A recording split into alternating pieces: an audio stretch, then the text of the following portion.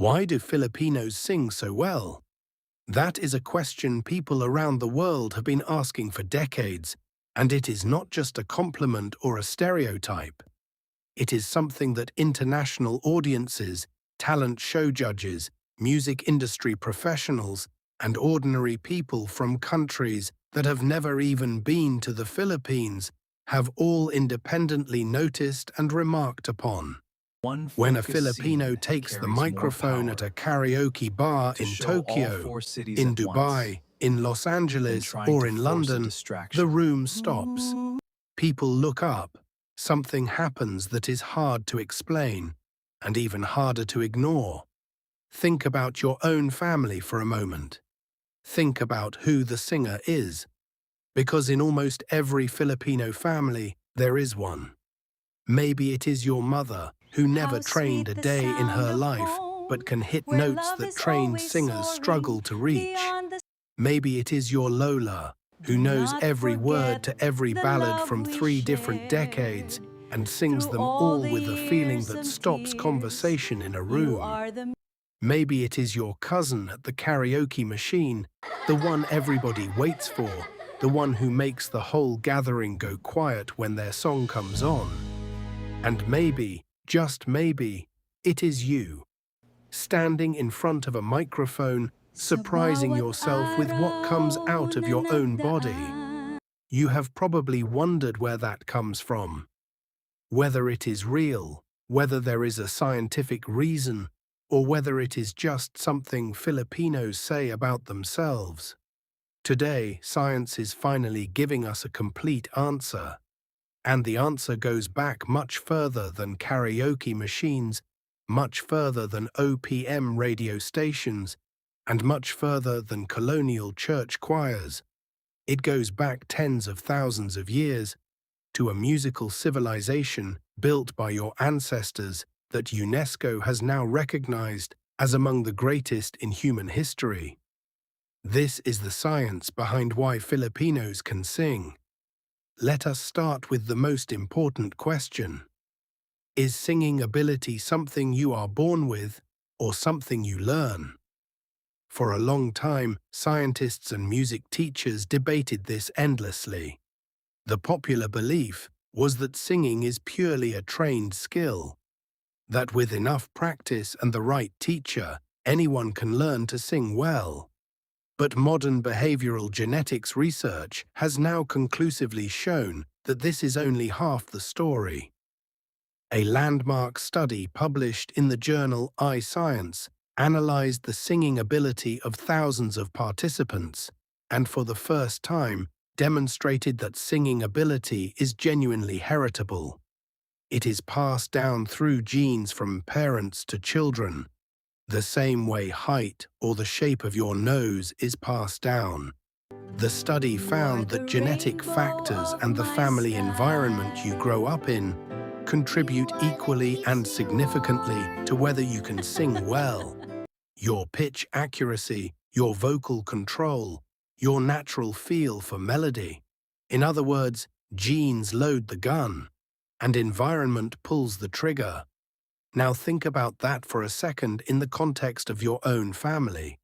Your mother could sing, your Lola could sing, and somewhere, generations before either of them, someone else was singing too. You always assumed it was just something your family happened to have. But science is now telling you it is real, it is measurable, and it runs in the blood. But genetics alone does not explain why Filipinos specifically sing the way they do. Because the Filipino story of music is not just about what was inherited through DNA. It is about what was built, over thousands of years, by a civilization that understood the human voice in ways that the rest of the world is only now beginning to appreciate. Before we go deeper, our goal on this video is to reach 500 likes. If this is already changing how you see your own family, hit that like button now and share this with every Filipino who deserves to know this. And if you are new here, subscribe. We cover Filipino history and science that schools never taught us. So let us go back, all the way back. Before karaoke, before OPM, before Spain ever arrived on the shores of the Philippine archipelago. Before 1521, the islands were already alive with music. Not the music of church hymns or colonial ballads. Something completely different. Something ancient and complex and deeply human. A musical civilization that had been developing for thousands of years before any European ship ever crossed the Pacific. The Ifugao people of the Cordillera Mountains in northern Luzon, the same people who built the rice terraces of Banaue, a UNESCO World Heritage Site, had a vocal tradition called the Hudhud, an ancient chanting tradition that researchers estimate originated before the 7th century. It consists of more than 200 individual chants, divided into 40 distinct episodes, sung across multiple days during the rice harvest, at funeral wakes, and during sacred community rituals. Think about what that means in practice. Imagine a community where the harvest itself is accompanied by singing, where death is honored with days of chanted song, where the entire cycle of life, planting, growing, harvesting, mourning, celebrating, unfolds through the human voice. That is not a culture that treats singing as entertainment. That is a culture that treats singing as the language of existence itself. In the year 2001, UNESCO proclaimed the Hudhud chants of the Ifugao as a masterpiece of the oral and intangible heritage of humanity, one of only 19 such designations given worldwide in that first proclamation. And that is not the only one. The Maranao people of Lake Lanao in Mindanao had the Darangen, an ancient epic song consisting of 17 cycles and approximately 72,000 lines of chanted verse, predating even the arrival of Islam in the southern Philippines in the 13th century. The Darangen tells the entire story of the Maranao people, their customs, their laws, their love stories, their wars, their relationship with the divine, all through melodic chanting performed by hereditary singers who trained their entire lives to carry this tradition forward. 72,000 lines, chanted, from memory, by singers who inherited this role from their parents and their grandparents before them. In 2005, UNESCO proclaimed the Darangen as the second Philippine masterpiece of oral and intangible heritage of humanity. 2 UNESCO masterpieces of human singing tradition, from the same archipelago, from a civilization that existed entirely before colonization arrived, before anyone gave Filipinos a Spanish surname, a Catholic hymnal, or a karaoke machine. Now think about your grandmother again, the one who knew every word to every song, who never needed a songbook, never needed a prompt, never needed to be asked twice. Where do you think that memory came from? That feeling, that instinct, that music is not something you watch. It is something you do, something you carry, something you pass on. It came from this, from 72,000 lines of chanted epic poetry, carried in the blood of a people who sang, because singing was how they remembered who they were. Now here is where the science connects to the story in a way that should stop you in your tracks. Researchers studying the connection between culture and genetics have identified a phenomenon called gene-culture coevolution. It works like this. When a culture consistently values and practices a specific behavior across many generations, the people who are naturally better at that behavior become more successful, socially, romantically, in their community. Over time, those natural gifts spread through the population. Culture and biology evolve together. each one reinforcing the other until the population is both culturally trained in the behavior and biologically inclined toward it. An evolutionary psychologist at the London School of Economics has argued that Filipinos are a compelling example of gene-culture coevolution. Singing in the Philippines was not just entertainment, it was woven into every dimension of life. Ancient Filipinos sang during planting and harvesting. They sang during healing rituals led by the Babaylan, the sacred spiritual leaders of pre-colonial Filipino communities. They sang during courtship. They sang to pass down law and history and cosmology across generations in the absence of written records. Music was not a hobby in ancient Filipino society, it was infrastructure.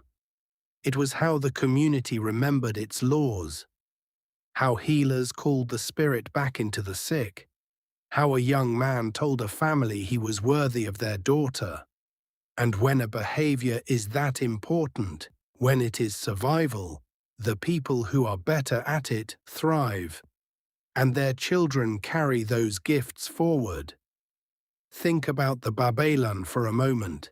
She was the healer, the spiritual leader, the keeper of sacred knowledge in her community. And she sang. The ritual was inseparable from the voice. Healing happened through chanting.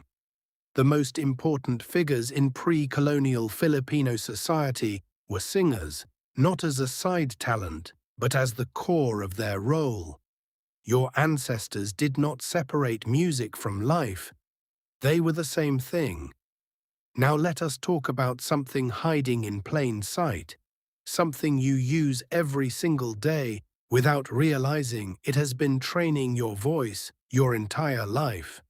The Filipino languages: Tagalog, Cebuano, Ilocano, Hiligaynon, Waray, and the more than 170 other indigenous languages of the Philippine archipelago share something that linguistic researchers have identified as unusually well-suited to vocal music. Filipino languages are built on open vowels. The sounds A, I, O, U pronounced cleanly, fully, openly, without the nasal closings or throat constrictions that characterize many other Asian languages. When voice coaches in Western conservatories try to teach classical singing technique, one of the first things they work on is getting students to open their vowels, to stop closing the throat, to project sound through a fully resonant mouth position. Filipino children do this naturally from the moment they begin to speak. Every time you say a word in Tagalog, every time you sing along to a song in Cebuano, every time you call out to someone in Ilocano, you are producing exactly the open vowel sounds that trained singers spend years learning to produce correctly. Your language has been your vocal coach your entire life, from your very first words. Think about that the next time someone compliments your voice and asks where you trained. You trained at home, at the dinner table, on the way to school, in every conversation you ever had in your native tongue. Now let us talk about the moment the voice goes from inside the family to inside the room. Because every Filipino knows this moment. You are at a gathering, a birthday party, a fiesta, a Christmas celebration, a reunion, and someone picks up a microphone, and the room shifts. The conversations happening in corners stop. People turn. Because in a Filipino gathering, the moment the microphone comes out, everyone knows that what is about to happen matters. It is not background music, it is a performance. It is someone saying, "This is who I am, and I am going to show you with my voice."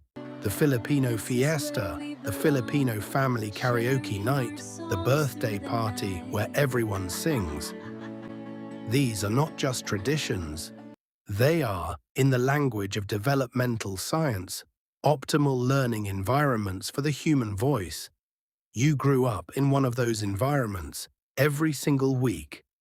Think about how many times you performed as a child, not on a real stage, not in a competition, just in front of your family, with a microphone in your hand and people watching.